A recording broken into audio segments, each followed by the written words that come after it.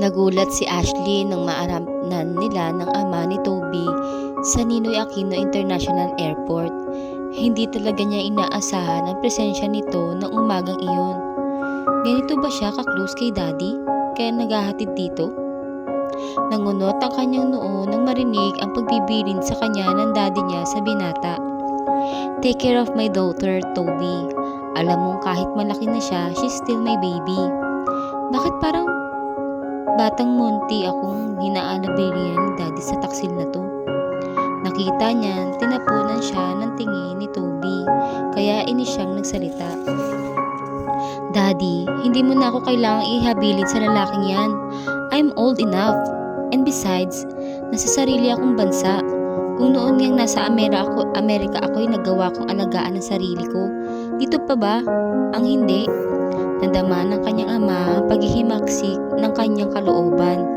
Anak, kapakanan mo lang ang inaalala ko. Hindi mo kailangang magalit o magdamamdam sa akin. Huwag mong pag-isipan si Daddy sa kanyang pag-alis, Ashley, sabi ni Toby sa kanya. At kung paano siyang nagulat nang makita ito sa lugar na iyon. Double ang nararamdaman niya nang marinig ang pagtawag nito sa kanyang ama. Daddy? Mapaklang tumawa si Ashley. Tinitingnan niya ang binata. Umiiling-iling siya pagkuway inukulan niya ang nagtatanong na tingin ng kanyang daddy. Saved by the belt on torso parts. Narinig kasi nito ang pagtawag sa mga pasaherong sasakay sa flight na aalis. That's my plane. Ang sabing nilingon ang kaibigan nasa loob ng departure area. He's calling me. Daddy? Ani na paluha. Humarap ito sa kanya at mahigpit siyang niyakap. Bye Ashley, I'll be missing you. Toby's will take care of you. Dad, sabi niya na pabitiw sa pagkakayakap nito. Ayaw kasi niya ipaubaya ang kanyang buhay sa lalaking ito. Hindi niya kailangan. Huwag matigas ang ulo mo. Trust Toby. Tell him everything you need at siya ang bahala sa'yo. I will call you from time to time. I love you, bye. Toby is Ashley. Nakangiting tumango ang binata. Pinaalis niya ang mga luha. Ngunit tila bukal iyon, hindi natutuyuan.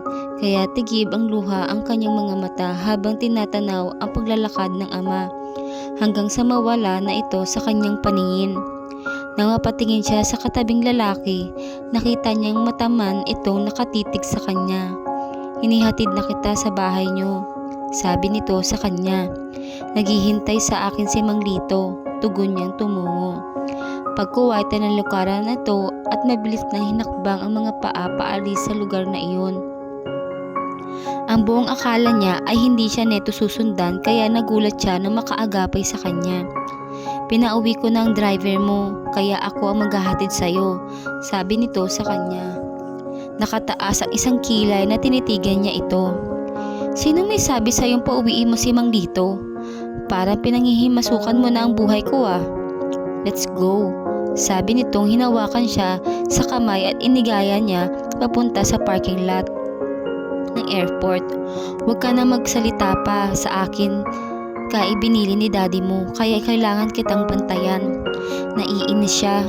Ibig niya magwala, magprotesta, subalit hindi naman niya magawa dahil maraming tao sa lugar. Ayaw niya mag-askandalo at makagawa ng nakakahiyang eksena.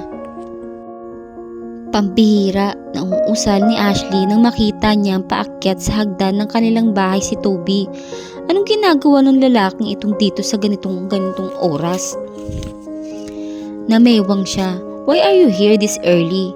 May katarayan niyang tanong. I thought you were still sleeping. Gigisingin sana kita. Talaga? Ang galing. Salamat naman pala at gising ka na, sabi nito. Tingin ko'y seryoso kang harapin ang obligasyong iniwanan sa'yo ng daddy. Nakabihis ka na agad and ready to go. Good. Ang kapal mo. Aniya, nilampasan ito at pinagpatuloy niya ang pagbababa sa hagdan. Daddy, kapal talaga ng mukha ng tumawag na daddy sa father ko. Umaga pa ito sa paglalakad niya patungo sa dining area. Hindi ito umiimik, kaya nananamik lang lamang siya. Ayaw niyang masira ang buong araw niya. Mabilis nitong hinila ang isang upuang nasa harap ng dining table na balak sana niyang hilain para sa sarili. Tumingin siya rito. Ngumiti naman ito sa kanya. "Do I look kontrabida sa buhay mo?" "Thanks." Iyon ang kanya itinutugon saka umupo sa upuan. Umupo ito sa isang upuang nasa harap niya. May ngiti pa rin sa labing nakatingin sa kanya. "Huwag mo nga akong titigan ng ganyan, Toby. Kung sasabayan mo ako ng pagkain, kumain ka na. At please lang, huwag mo akong panoorin." "Okay." Tugon nitong hinarapan sariling pagkain. Wala silang ihimikan. Subalit, lihim na sinusulyapan ni Ashley ang binata habang kumakain. Ang totoo'y may nakasalat siyang tuwa sa kabituran ng kanyang puso. At sa pagkakataong iyon, nang matapos siya sa pagkain ay agad siyang tumayo. Ngunit hindi niya nagawang ihakbang ang mga paa nang muli itong nagpapaalala sa kanya. "Sabay tayong pupunta ng opisina." "What? I beg your pardon? Hindi ba nasabi sa'yo ni Daddy na ako ang iniatasan niya magbigay sa'yo ng orientation?" Yanig ang kanyang pagkatao dahil sa narinig. "Bakit parang nabigla ka?" "Yes, Ashley de la Fuente. I'm the one who will orient you." "I can't believe this." Bulalas niya.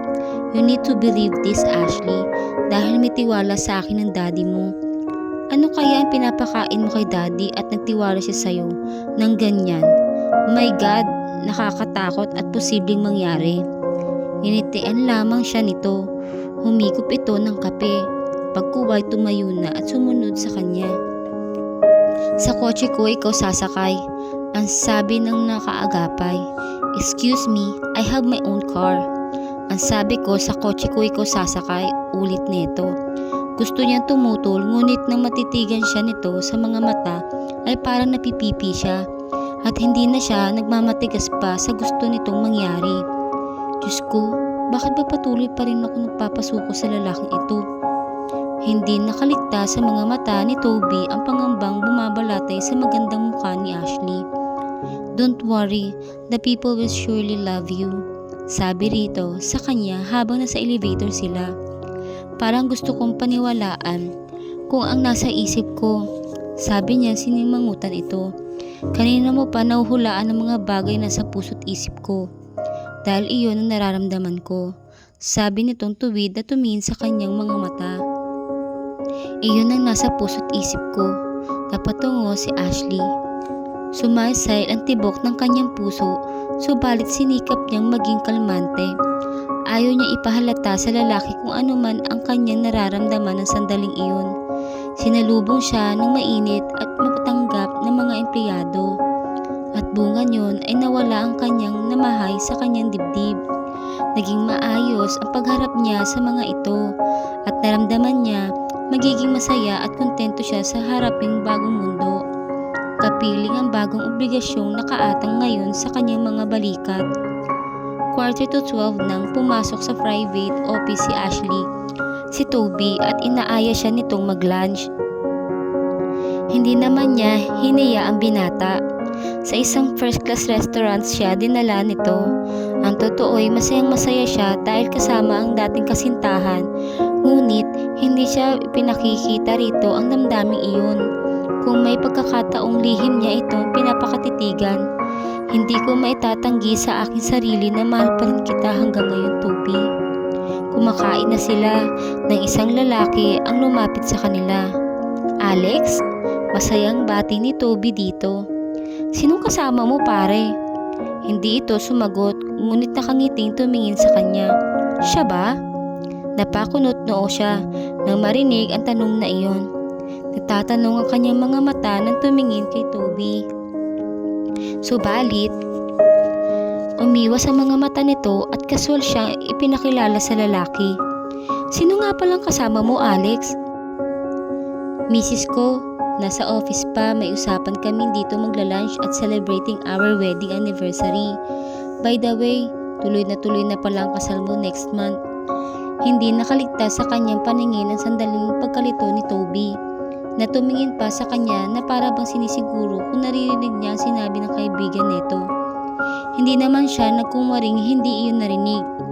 Tinitigan pa nga niya ito upang makitang naghihintay siya ng sagot. I'm very much hoping, tugon nitong nananatiling nakatitig sa kanya. Tuloy na talaga ito kung walang magiging problema. Pakiramdam ni Ashley ay sasabog ang kanyang ulo dahil sa naririnig na iyon. Iyon na nga siguro ang pinakamasamang balitang narinig niya. Nararamdaman niyang namuo ang mga luha sa sulok ng kanyang mga mata, kaya kumikirap siya ng kumurap upang mapigilan iyon. Here she is, ani ni Alex na patingin sa may entrance na restaurant. Excuse me, nariyan na si Mrs. Lihim siyang nagpasalamat dahil bunga niya iyon ay nawala sa kanya ang atensyon ng dalawang lalaki. So, ani ni Toby nang wala ng kaibigan, muli kasi itong tumitig sa kanya. Pasensya ka na at naantalang pagkain mo. It's okay, tugon niya. Pinilit ngumiti subalit nakarinig siya ng sigaw ng isang sulok ng kanyang utak. No, you're not okay, Ashley de la Fuente. You're hurting dahil nabatid mo ikakasal na si Toby soon. Sisimulan na sana niyang kumain ngunit napigilan iyon ng tanong ng lalaki sa kanya. Hindi mo ba ako babatiin sa nalalapit kong kasal? Napalunok siya. Congrats. Thanks. Casual naman itong tugon. Umismid siya. Ang tanong na naisip niya ay nilalangkap niya ang peking panunuya sa tinig. At sino naman ang napakamalas na babae? Malamlam mo rin, one of these days. Formal nitong tugon sa kanya. Ngunit dahil titig na titig siya rito ay nakita niya ang kislap sa mga mata nito. Bagay na lalo makapagpatid sa kanya ng kirot sa puso. My God, Toby, bakit magpapakasal ka sa ibang babae? Paano ako? Tumungo siya at itinuon ang buong atensyon sa kinakain. Pinilit niyang iwaksi ang isipin tungkol sa nalalapit na kasal ng dating boyfriend na hanggang ngayon ay mahal pa rin niya. Dahil kung hindi niya gagawin ang bagay na iyon, tiyak niyang tutuluyan siyang luluha. At kapag nangyari iyon, totoong kahiya-hiya kay Toby. Mababatid nito ang katotohanan sa kabila ng mahabang panahon nilang pagkakalayo ay nananatiling umiibig pa rin siya. Si Amethyst kaya ang kanyang pakakasalan?